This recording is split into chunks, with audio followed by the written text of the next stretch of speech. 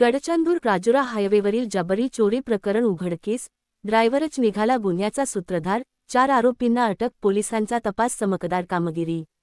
चंद्रपूर जिल्ह्यातील राजुरा पोलीस ठाण्याच्या हद्दीत घडलेल्या जबरी चोरीच्या प्रकरणाचा तपास करताना पोलिसांनी अत्यंत कौशल्याने 4 आरोपींना अटक करून चोरीतील मुद्देमाल जप्त करण्यात यश मिळवले आहे.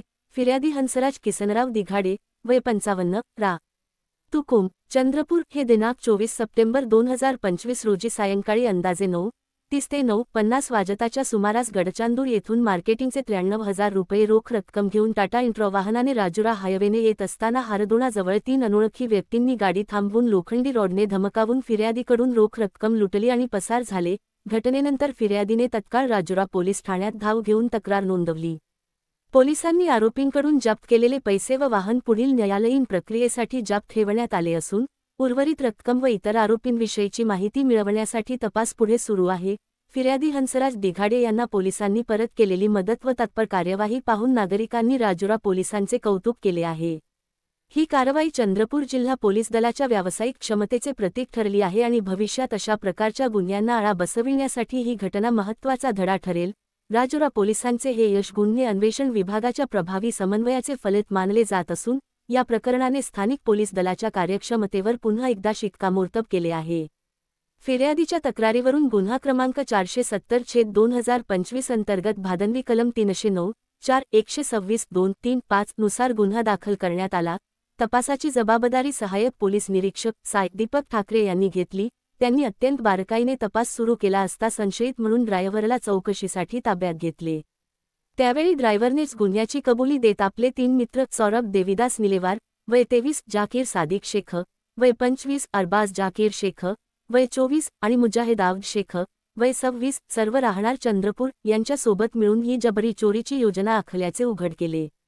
पोलिसांनी या चौघांना अटक करून त्यांच्याकडून चोरीतील 42,300 रुपये रोख रक्कम तसेच गुन्ह्यात वापरलेली मोटारसायकल, किंमत अंदाजे 70,000 रुपये, असा एकूण 1,12,300 रुपये किमतीचा मुद्देमाल जप्त केला. तपासात समोर आले की आरोपींनी पूर्वनियोजन करून फिर्यादीकडील पैशांवर डोळा ठेवला होता आणि चालकाच्या मदतीनेच त्यांनी हल्ल्याची वेळ ठरवली होती. या धाडसी कारवाईत राजुरा पोलिसांनी केवळ अल्पावधीत गुन्हा उघडकीस आणून आरोपींना गजाआड केले नाही, तर जनतेचा पोलिसांवरील विश्वास अधिक दृढ केला आहे. संपूर्ण कारवाई गुन्हे शोध पथक राजुरा यांनी पोलीस निरीक्षक सुमित परतेकी यांच्या नेतृत्वात प्रभारी सहाय्यक पोलीस निरीक्षक सपोनी हेमंत पवार यांच्या मार्गदर्शनाखाली पार पाडली.